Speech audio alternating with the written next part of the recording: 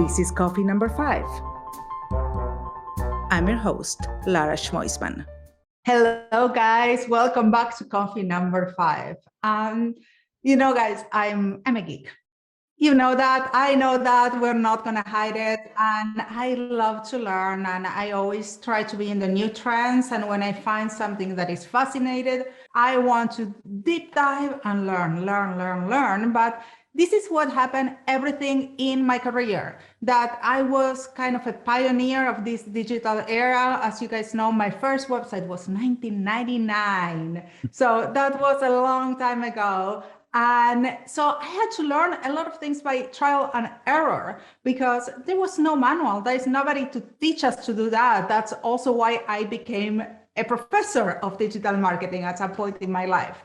And I try to teach you and to give you all this information and to bring it from the right sources, because what also happened in this digital world is that there's a lot of rumors and there's people talking, and everyone believes that they know what they're doing, but the truth is that this ecosystem is changing so fast all the time and it's great because it's keeping me on my tippy toes and I have to be always learning. But today I want to talk about influencer marketing. It seems like it's a new trend. A lot of you are asking how to work with influencers. I've seen a lot of amazing platforms out there. But again, there is no manuals. But there's some people who know a little more than others. And today I want to welcome Jason Falls, who solves problems. He solves a lot of digital problems. And welcome to coffee number 5, Jason. Well, Laura, it's great to be here. I'm happy to be here, and hopefully I can be useful to your audience. I'm sure you will. So, yeah, Jason, tell me a little bit, how did you get here where we are today? Let's give that information to our audience so they can get to know you a little. Sure. So I started tinkering around on the internet when I was in high school, and this was the late 1980s, early 1990s. And then as I moved on into college and whatnot, I became a public relations professional. I was in the sports industry as a PR person for about 15 years, but I was at these small colleges and universities where we didn't have websites. And so someone had to build the first athletic website for that school. And I ended up building several of the first athletic websites through the mid to late 1990s into the early 2000s. So you and I have been around doing this for about the same amount of time. Yeah. And so we were learning together, basically. We were. But I spent 15 years in the world of PR. And then I moved out into advertising and marketing and kind of mainstream PR in 2005. And that was right when social media was starting to become relevant for businesses. And so because I had, been basically playing on the internet and had built some websites and kind of knew what was happening on the internet, as a PR person, someone who tries to get, media outlets to talk about your product or service to their audiences, mm-hmm. I found myself in a situation where I was advising clients on using social media and advising my PR clients on, well, how do we reach out to bloggers, which was kind of what we used to call influencers. It was blogger outreach. That's how we started. Yeah, it was blogger outreach back in the day. Let's also remember, blogs are still very in, and it helps us with SEO, you guys out there, and we talk about this a lot of times. So then what happened in your life? You were working with bloggers and influencers. Yeah. So I was doing a lot of blogger outreach and things like that for my clients. And then I kind of morphed into a more broad social media marketing, social media strategy position, bounced around from a couple agencies. I spent some time on the brand side as well, but the entire time that I've been working in the digital space, I've really been that person who tries to find that influential, media outlet. Maybe it's a traditional media outlet. Maybe it's an influencer, someone with a lot of followers on some social network, and try to, work through them to communicate to their audience some message about my brand, my product, my client. And so to me, influencer marketing is not from a logistical perspective any different than public relations or media relations.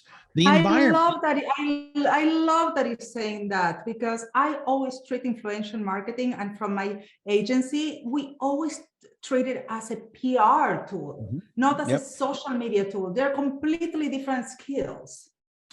Exactly right. I think the mechanism is the same, but the environment is a little different. So in order to be successful as an influencer marketing person, you have to remember that traditional media members, producers, editors, writers, et cetera, journalists, probably went to journalism school where they were trained that there was a separation of church and state. There was the editorial side and there was the advertising side. Well, influencers, online influencers, social media basically gave everybody the opportunity to become their own publisher. And none of those people went to journalism school. They don't understand this separation of church and state. And so the difference is, for an online content creator or influencer, that's how they make their living. That's how they feed their kids. So if you go to them from a PR perspective, a traditional PR perspective, and say, hey, here's information that your audience should appreciate, will you use it? They're going to turn around and say, well, how much are you going to pay me?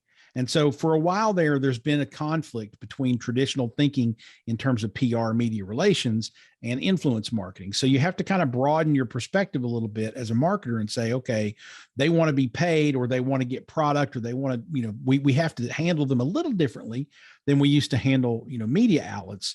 But if you look at the value that you're getting back from those influencers, you start to understand that they are worth the investment if you choose the right ones.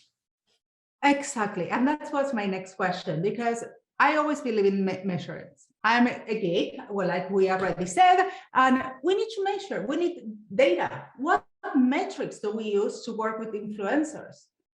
Well, it always depends on your goals, and you everything you do, whether it's influencer marketing or pay-per-click or any other type of marketing, you have to always start with what's our goal? What are we trying to do? And then who are we trying to reach? Who's our audience? And so if you answer those two questions, all the dominoes sort of fall in line behind that. So if your goal is we want to create awareness about a new product, then you're going to measure awareness metrics. And awareness metrics are not dollars and cents. Awareness metrics are how many people see the message, how many people learn and understand and repeat the message, what's our reach, how many people are engaging with the content. Those are awareness metrics. If your ultimate goal obviously is always going to be to sell more things, but if you have to start out with the goal of we want to drive more revenue, drive more sales through this, influencer channel. If that's your goal, that's fine. And so you measure those things. You have to measure how much traffic did we get to our website or to our stores from this influencer. That can be tricky, but you can do it. How much of that traffic actually bought something? What did they spend? What was their average order value, et cetera? What's the lifetime value of that customer? You can do all that math with influencers. You just have to make sure that you are giving influencers the right tools to send people to your store or to your website to purchase so that you can track it. And everything is trackable to a degree. You just have to kind of plan to measure from the first. Yeah, this is something that I see lately a lot. People think that they can use influencers for instant conversions without talking about brand awareness. And that's where the PR part and why I think it's so important that we connect with our influencers from the PR standpoint. We need to find influencers that are really going to be like even good brand ambassadors for the name of our company. And we need to think about that, go a little back in time and think about that traditional PR, that's what actually those mediums will give us. That is the authority. It's not always about creating that purchase. And you said it perfectly, you break it down so well about understanding our goal. And it's not immediate. It doesn't happen immediately. And also say something that it's relatively new, but it's becoming very, very common, that those influencers also want to do affiliate. Right. Yeah, it's interesting to see that, and you're right. You kind of have to lay the foundation for your brand and make people aware of who you are. And influencers are really good at awareness. You can use them very, very easily to create some sort of buzz about your brand, because if they're talking about your brand, your product or service, and how much they love it and how much they enjoy it, then the audience is not necessarily going to be ready to go purchase it right now, but they're at least going to become more familiar with you, so that after they hear your name the third or fourth time, maybe then they're predisposed to purchase. However, if you have a really good product or a really good offer, you can still drive direct revenue. Like I've always told people before, if you are a makeup brand, if you sell lipstick and you want to sell 100,000 units by next Friday, then plop down $500,000 and have Kim Kardashian post about your lipstick, and you're probably going to sell a ton of them. So it can be used that way, but those are those very, very, sort of fringe examples that only happen once in a while. Well, but also you have to have that $1 million. That's true. You got to have the money to invest. Exactly. And that's a lot of people that they don't understand, a lot of businesses out there, that it's going to cost you money to make money. Yeah, absolutely. And influencers are not free, because that's their work. They're content creators and they're going to endorse your brand. So you need to make sure that you give them the best tools you can for them to understand your brand. And also something that I personally believe is that nobody knows their audience better than the influencer. So you cannot tell them exactly what to do. The only thing you can do is to make them understand your values and your brand. Yeah, that's true. The two things that most businesses and brands don't quite get about influence marketing is, number one, you're right. The influencer ultimately needs to be in control. You can't go in and dictate how they talk about your brand, exactly what they say. You don't get to edit their videos or anything like that. You give them the framework that they need to create the content that their audience is going to love, based on what they know and understand about your brand. Sure, that most of them will give you some editorial input and whatnot, but they have to be in control. If you're in control, you don't know their audience. You don't know how to talk to their audience really well. So you've got to give them control of the editorial content. The second thing that brands don't always get is influencer partnerships are true partnerships. The ones that work really, really well are the ones where it's a long-term commitment, where you're working with an influencer or a content creator for 3, 6, 9, 12 months, and you're constantly feeding their audience information about your product or service, so that you not only get the reach that influencers can bring you, but you also get the frequency. And when those two things collide, well, that's advertising success. So that's also influencer marketing success. And that's, I think, the best tool, because we always know that the best marketing tool is word of mouth. Mm-hmm. It is. So getting an influencer to not only, of course, it's their job, but they need to believe in what they're selling. Mm-hmm. If they don't believe and they don't trust, you don't want to work with that influencer. Yeah. It's not for you. And think about that for a second. How hard or how easy do you think it is to have somebody believe in your product and love you with a one-off exchange? Hey, here's $500. Please post about us on Instagram. That influencer is not going to care one bit about your brand. They're just going to take the $500, make the post, and move on with their life. But if you're saying, hey, why don't we partner so that we're giving you a little bit of money every month for the next 6 months to talk about our product with your, in a recurring way to your audience. Now, all of a sudden that influencer or content creator is invested in your company, in your brand. They want to tell their audience about you because you're paying them, probably handsomely to do it. And B, they want to make sure that content is authentic. They don't want to lose the attention of their audience. And so they're really going to invest the time to get to know you better. So think about those long-term relationships versus just a one-off sponsored post. And also you need to find who's the right fit for your brand. Mm-hmm. Don't just go for the budget. Don't go, there are many things. So like you, Jason, said really wisely just now, it's a partnership. It's a true partnership. So it's a conversation that you need to have for influencer, not just go into a platform, which are many of those, which are great platforms, but that platform might give you the information about the influencer, the rate, all those things, but you really I don't know. I would say old school, pick up the phone and talk to them, get to know if they are a good fit. And if you click with that person, because that person is going to be somehow the face or the reference for your brand. Yeah. The long and short of it is when you find an influencer that might be right for your brand, in order to know whether or not they are, you really have to do a deep dive into them, into their content. You have to see, how do they talk? Does the voice and the tone that they use align with your brand? What do their videos look like? What do their images look like? Are they consistent? Are they consistently really, really good and high quality? Or do they do a lot of, random camera stuff where they're out of focus and things like that? And how does that compare to your brand? If you want the visual, you want their voice and their tone, you want everything to align as well as possible. And then you've got to, like you said, Lara, you've got to get to know them a little bit better, get them on the phone, talk to them a few times and say, hey, are we going to vibe? Is this going to work? And you'll get the feel for that just like you would with any other partner.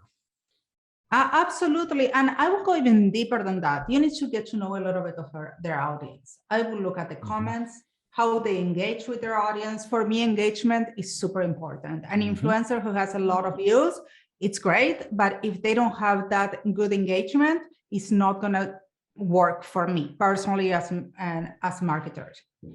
Yeah, there's a lot of people who, like the Instagrammers who have a lot of followers, but if you actually look into the comment section of those posts that they post, you'll see, let's say you'll see 47 comments, but none of them are actually from the influencer themselves. That's someone who's not having a conversation with their audience. They might drive a level of engagement that's pretty interesting to you. They might get a lot of comments, a lot of likes, but if they are not actively participating with their audience, that's really the difference between a content creator that just creates content and a content creator who actually has influence over their audience because they're constantly going back and forth with them and building that sense of community. Okay, but also I want to give tips to our audience here about short-term tips or strategies that we can use as a low-budget influencers. I always believe like a giveaway is a great way to promote our product, but I won't do it with one influencer. You need to make sure that you work with several influencers at the same time to have a fair giveaway and have interesting rules. Or if you have a promotion, also, but you just cannot do it with one influencer. I believe in doing it multiple because you never know what can happen. Sure. Well, I mean, I think the short-term, sort of low-cost tips that I would give you is, first of all, if you haven't haven't done anything with an influencer yet, just start with one. Find the one, one that you really like, their content, you think they'd be a good partner, and just reach out to them and have the conversation. Hey, I love your content. I'd love to see if we could partner somehow so that you can tell your audience about my product and see what happens. It may or may not work out, but just start with one and then expand from there once you sort of get the feel for it.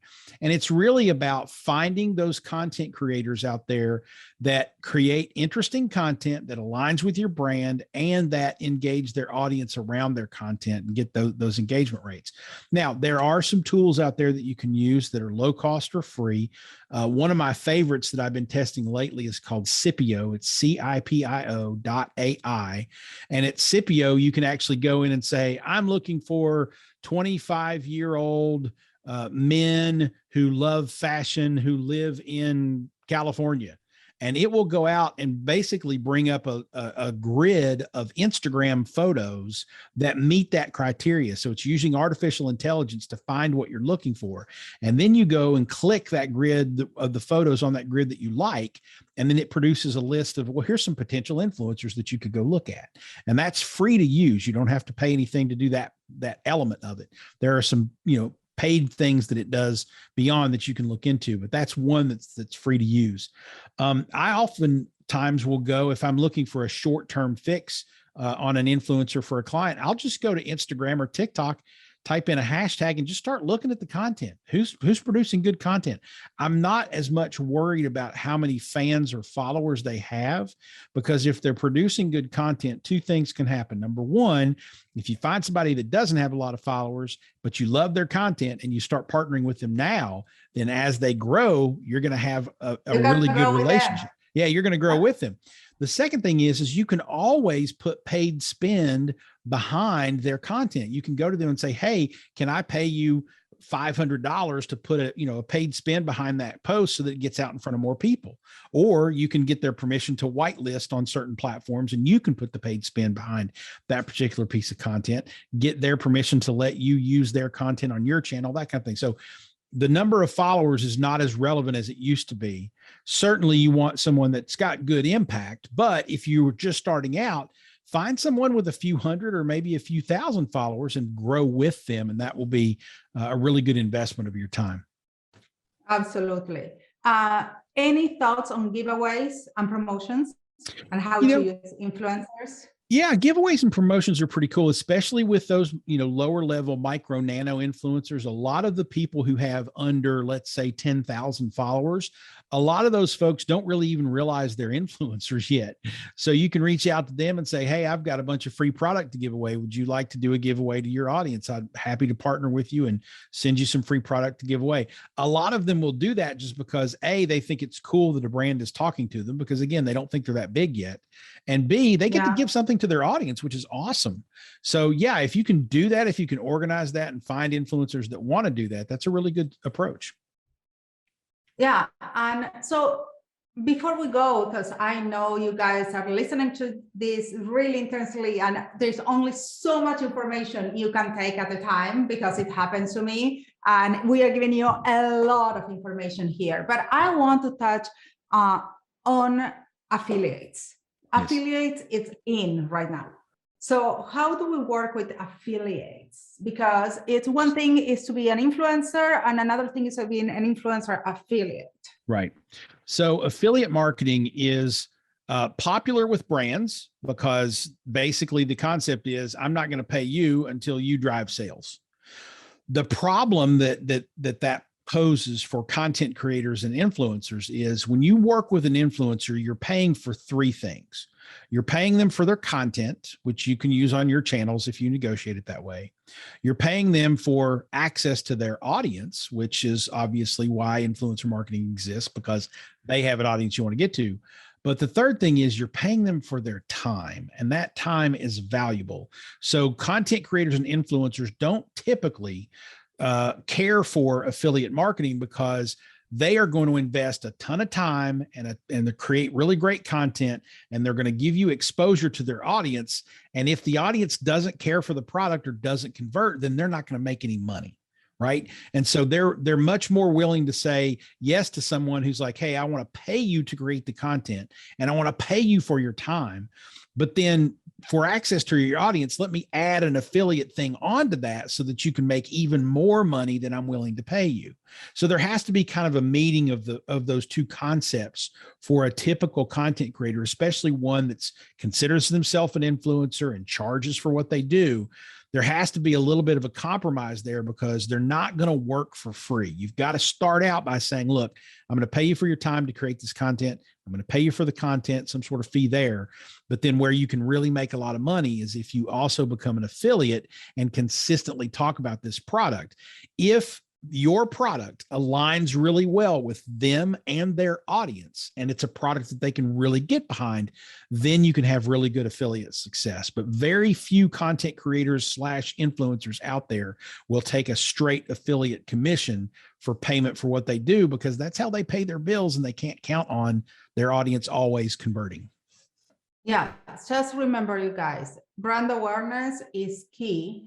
But also brand awareness is going to cost money. It's not for free. If you want to work, it's like the influencer marketing is not for free. It's going to cost, it needs to be part of your budget that you put for advertising. You need to keep in mind, you prefer to, these are totally personal choices and they are part of your strategy. You want to put ads for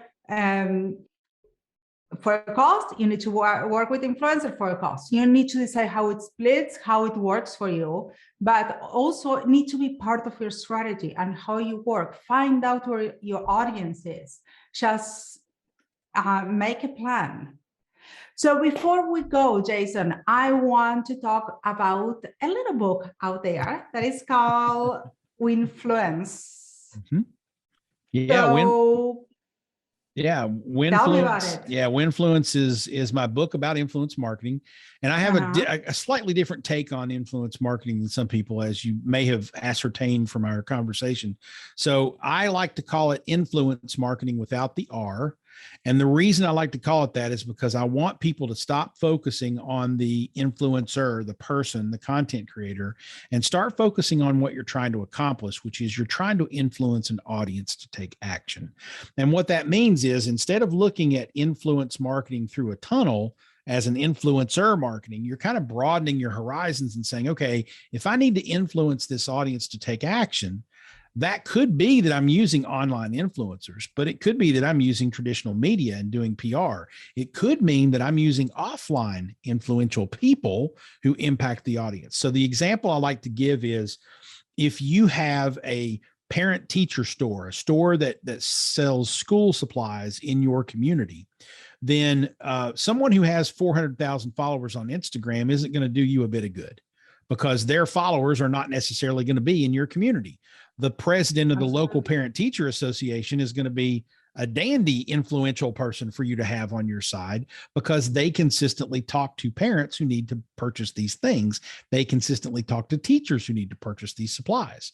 So you've got to really think about who influences my audience. If you are a small business and a local business, geographically, your list of influencers is going to look very different than influencers for a big brand, right? Because a big brand is national. They're going to use bigger audiences, et cetera. And even for you, your influencers might not be online for a small business. Absolutely. I mean, I consider political lobbyists are influencers, right? That's an avenue. If you're trying to change legislation to help your industry or your business, then that's your influencer marketing budget. You're going to go to those lobbyists and make sure that they're working on your behalf. So you've got to really think, we're trying to influence this audience to take action. How do we do that? Online influencers are going to be a part of that. And the book Winfluence goes deep into how to manage those types of campaigns. But it also talks about case studies and examples of offline influence and how that can be impactful for your business too. That's amazing. So we're going to put all the information in the book in the chapter notes so people can go and get your book. Thank you so much, Jason, for being here, having coffee with me. I'm glad to be here, Lara. Thank you. And to you guys, I'll see you next time with more coffee number 5. It was so good to have you here today. See you next time. Catch you on the flip side. Ciao, ciao.